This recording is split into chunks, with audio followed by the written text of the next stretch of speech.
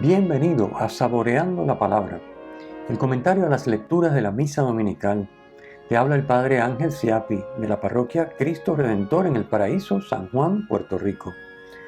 Recuerda que en la descripción están las citas bíblicas de las lecturas, el enlace al guión de la Lección Divina, el enlace a los apuntes del comentario y la dirección de la página web de la parroquia Cristo Redentor. En el nombre del Padre, del Hijo y del Espíritu Santo. Amén. Estás viendo, Señor, cómo tu pueblo espera con fe la fiesta del nacimiento de tu Hijo. Concédenos llegar a la Navidad, fiesta de gozo y salvación, y poder celebrarla con alegría desbordante. Por nuestro Señor Jesucristo, tu Hijo, que vive y reina contigo en la unidad del Espíritu Santo y es Dios, por los siglos de los siglos. Amén. Tercer domingo de Adviento, ciclo A. Como vimos el primer domingo de Adviento, la esperanza cristiana apunta más allá del mundo actual, a una renovación de toda la creación, lo que en Apocalipsis 21:1 encontramos descrito como un cielo nuevo y una tierra nueva. Renovación que solo Dios puede realizar.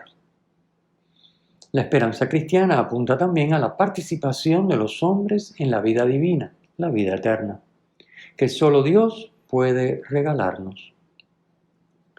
Es a esto que aspiramos en lo más íntimo de nuestro ser, al tener sin posibilidad de pérdida o corrupción, al poder que no se afecta por el transcurso del tiempo y el cambio de las circunstancias, al hacer lo que nos da placer sin cansarnos, al dar y recibir sin limitación y sin rechazo. Porque hemos sido creados a imagen de Dios, deseamos esta plenitud de vida, consciente o inconscientemente. Pero si queremos alcanzar lo divino por nosotros mismos, de ahí proviene precisamente nuestro pecado, fracasaremos, porque solo Dios lo posee por naturaleza. Nosotros solo podemos obtenerlo si dejamos que Dios nos lo regale, pues no hay nada que podamos hacer o dar a cambio. La buena noticia es que Dios es amor y por eso quiere darnos como don la comunión plena en cuerpo y alma con Él, si se lo permitimos, dejando que su voluntad se realice sobre nosotros. La esperanza cristiana nunca nos defraudará porque Dios es fiel. Estamos seguros de llegar a esta vida divina, a esta vida eterna. Estamos seguros de ver y disfrutar la renovación de toda la creación. ¿Por qué? Porque Dios es fiel. En Navidad celebramos que ya nos ha enviado a su Hijo Jesucristo hecho hombre, para modelarnos cómo se recorre el camino, para con su resurrección mostrarnos y garantizarnos la meta, y además quedarse para caminar con nosotros cada día de la historia del mundo. El Adviento es un ensayo para lo que debe ser toda nuestra vida, la espera paciente a que Dios cumpla la renovación prometida. Pero esta espera no es algo pasivo, sino que consiste en poner todos los medios para discernir y vivir la voluntad de Dios, colaborando con Él para que, mientras llega la plenitud al final de los tiempos, vaya siendo realidad ya hoy esa renovación que nos quiere regalar.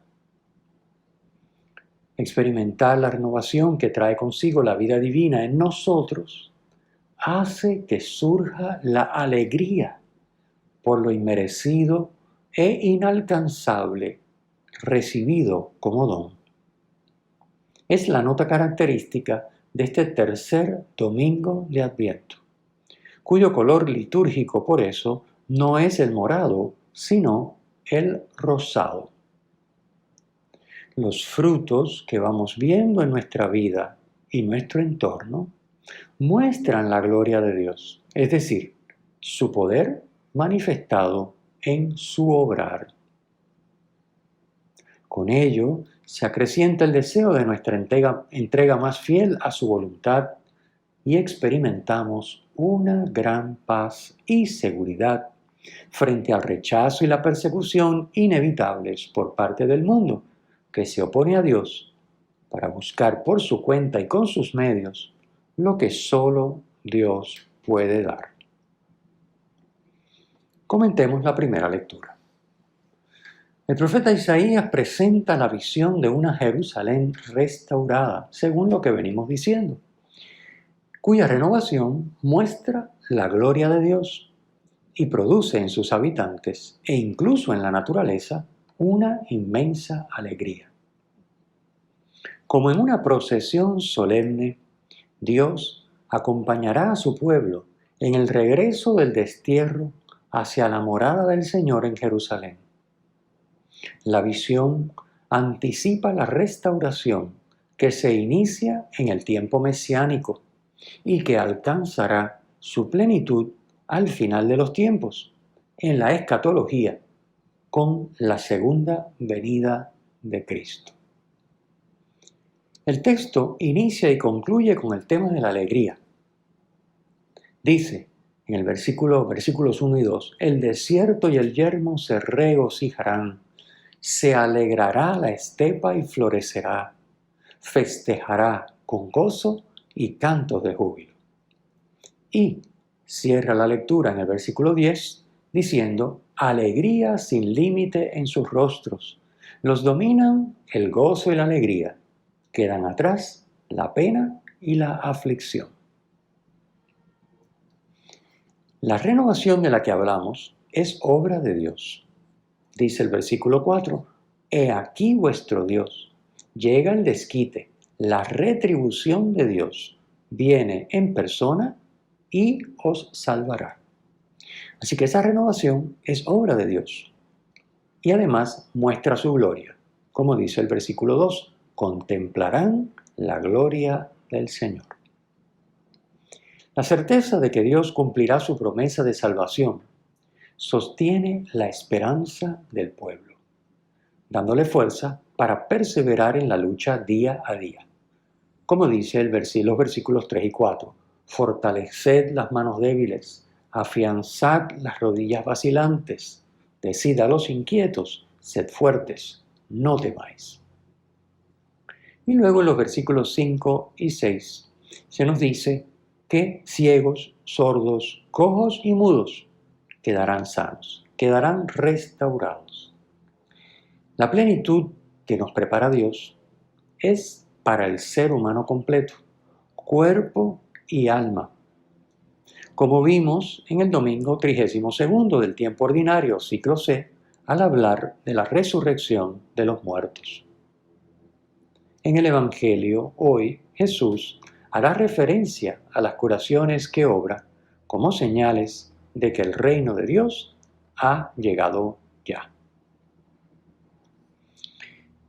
En la segunda lectura nos encontramos con un fragmento de la carta del apóstol Santiago, que nos exhorta a cultivar la paciencia y la fortaleza, los mismos temas.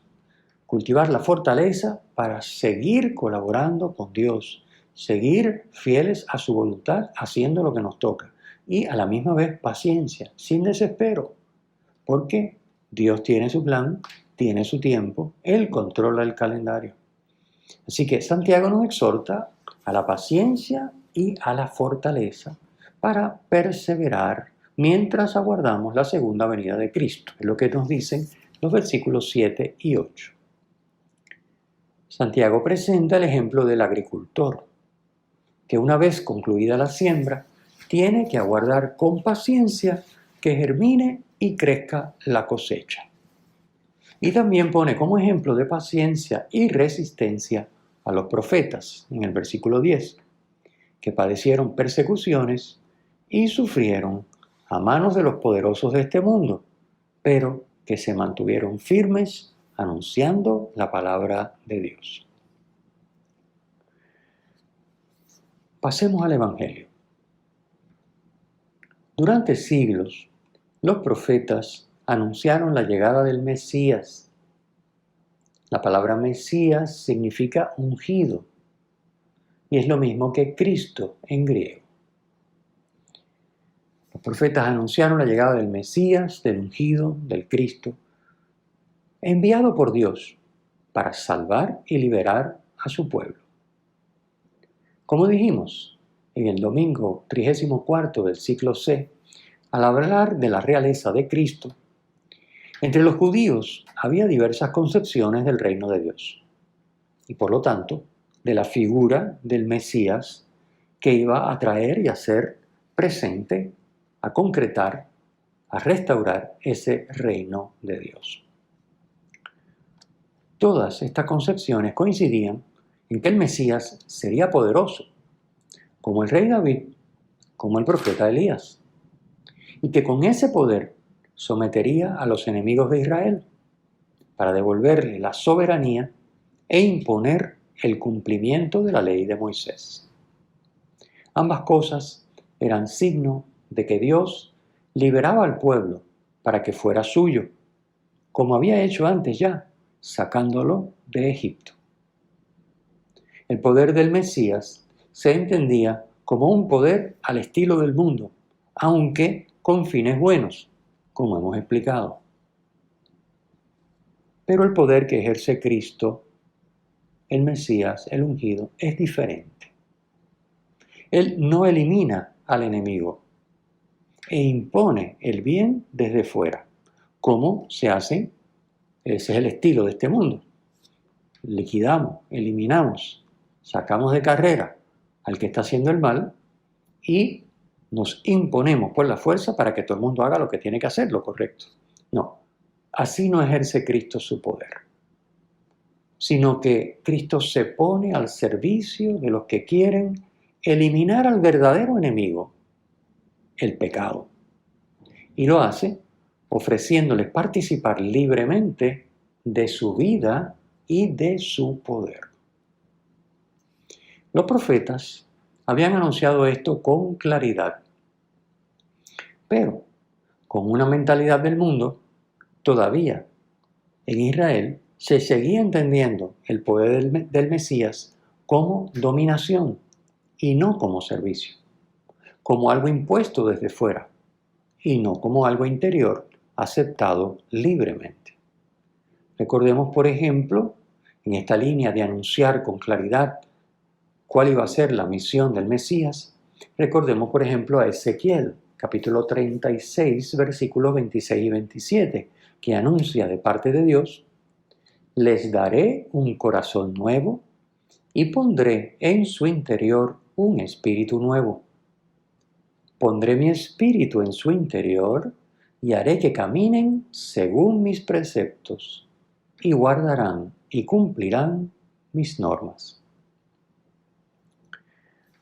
La sanación de limitaciones y de enfermedades físicas es signo de la renovación interior que llega con el reino de Dios en los tiempos mesiánicos, como dijimos al comentar la primera lectura. La pregunta de Juan Bautista: ¿eres tú el que ha de venir o tenemos que esperar a otro?, del versículo 3, lo que significa es: ¿eres tú el Mesías? Y Jesús responde en los versículos 4 y 5, vean cómo por medio de mí se cumple lo anunciado por Isaías para los tiempos mesiánicos. Esa es su respuesta. Isaías lo anuncia en distintas partes.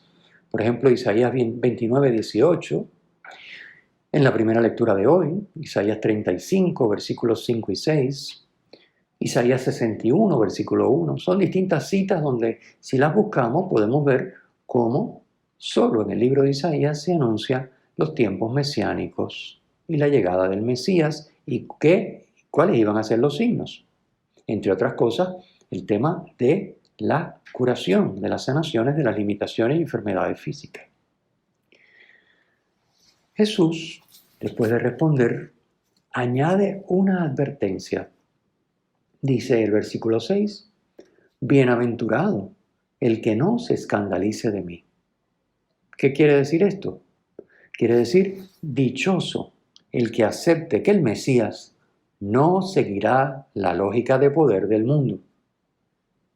El que no se escandaliza pensando, este no puede ser el Mesías, vamos a seguir buscando, vámonos a otra parte, esto es un fraude. Dichoso el que no se escandaliza y acepta el mesianismo de Jesús, porque Él es el verdadero Mesías, el que ha venido a servir y no a ser servido. Ha venido según la lógica de Dios y no según la lógica de poder del mundo. Luego, a partir del versículo 7, encontramos que Jesús habla sobre la figura de Juan Bautista. Dice que es más que profeta en el versículo 9.